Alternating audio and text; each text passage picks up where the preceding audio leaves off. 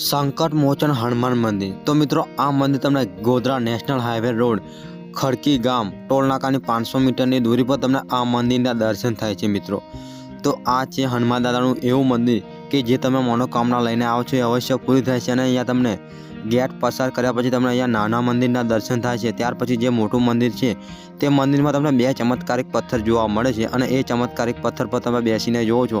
જો તમારી મનોકામના પૂર્ણ થવાની હશે તો પથ્થર સીધો ફરશે અથવા પથ્થર પરથી તમે નીચે પડી જશો અથવા પથ્થર ઊંધી દિશામાં ફરશે મિત્રો।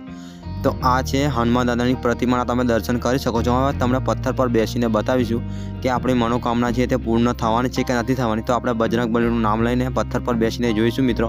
તો પથ્થર સીધી દિશામાં ફરે છે એનો મતલબ એ છે કે આપણી મનોકામના છે તે પૂર્ણ થવાની છે। હવે જે બીજા ભાઈ છે એ પણ તમને પથ્થર પર બેસીને બતાવશે। તો બજરંગબલીનું નામ લઈ લીધું છે મિત્રો અને પથ્થર પર બેસીને જોવે છે ભાઈ તો પથ્થર સીધો ફરે છે મિત્રો। એનો મતલબ એ છે કે પથ્થર ગોળ ફરે છે અને આ ભાઈની મનોકામના અવશ્ય પૂરી થવાની છે। તો મિત્રો ફૂલ વિડીયો આપણી YouTube ચેનલમાં છે તો જોવાનું ભૂલતા નહીં।